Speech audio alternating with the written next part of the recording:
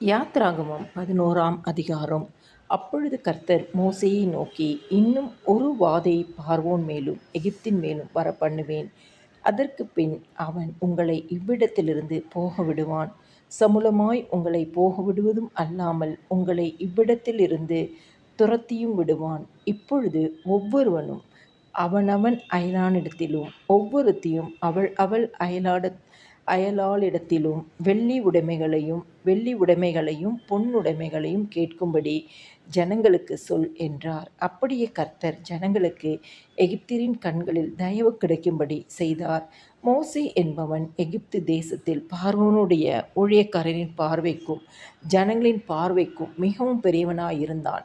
அப்பொழுது மோசே, கர்த்தர் நடு ராத்திரியிலே நான் எகிப்தின் மத்தியிலே புறப்பட்டு போவேன். அப்பொழுது சிங்காசனத்தின் மேல் வீற்றிருக்கும் பார்வோனுடைய தலைப்பிள்ளை முதல் எந்திரம் அரைக்கும் அடிமை பெண்ணுடைய தலைப்பிள்ளை வரைக்கும் எகிப்து தேசத்தில் இருக்கிற முதற் பேர் அனைத்தும் மிருக ஜீவன்களின் தலையீற்று அனைத்தும் சாகும் என்று உரைக்கிறார் என்று சொன்னதும் அன்றி, அதனால் எகிப்து தேசம் எங்கும் முன்னும் பின்னும் ஒரு காலும் உண்டாகாத பெரிய கூக்குரல் உண்டாகும்.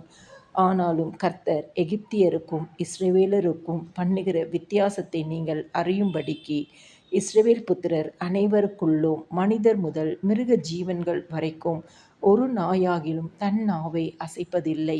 அப்பொழுது உம்முடைய ஊழியக்காரராகிய இவர்கள் எல்லாரும் என்னிடத்தில் வந்து பணிந்து, நீயும் உன்னை பின்பற்றுகிறவர்கள் யாவரும் புறப்பட்டு போங்கள் என்று சொல்வார்கள். அதன் பின் புறப்படுவேன் என்று சொல்லி உக்கிரமான கோபத்தோடே பார்வோனை விட்டு புறப்பட்டான்.